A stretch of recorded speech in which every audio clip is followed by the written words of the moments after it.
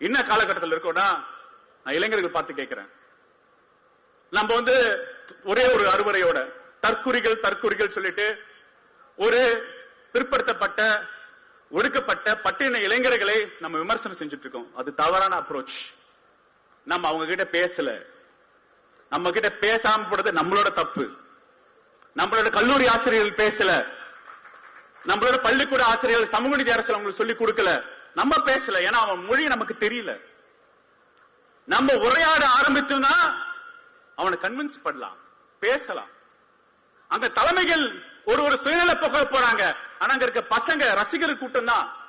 அந்த ரசிகர் கூட்டத்துக்கு உரையாட தொடங்க வேண்டும் தோழர்களே. அவங்க விமர்சனம் பண்ண கூடாது. நம்மளே என்ன பண்றோம்னா ஒரு வெறுப்புணர்ச்சியை நீங்க கொண்டு இருக்கீங்க, அவங்களோட பேச தொடர ஆரம்பிக்கணும். நான் இங்க இருக்க இளம் பேச்சாளர்களுக்கு உங்களுக்கு அது பொறுப்பு இருக்கு.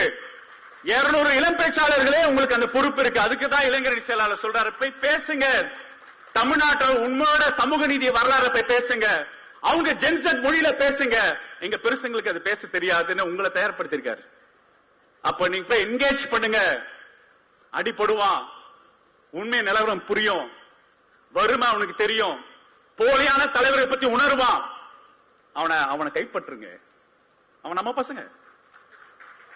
இங்க இருக்க சோசியல் மீடியால குழா சண்டையில தற்கொலைகள் அவமானப்படுத்தாதீங்க, அவங்கள கோபப்படுத்தாதீங்க.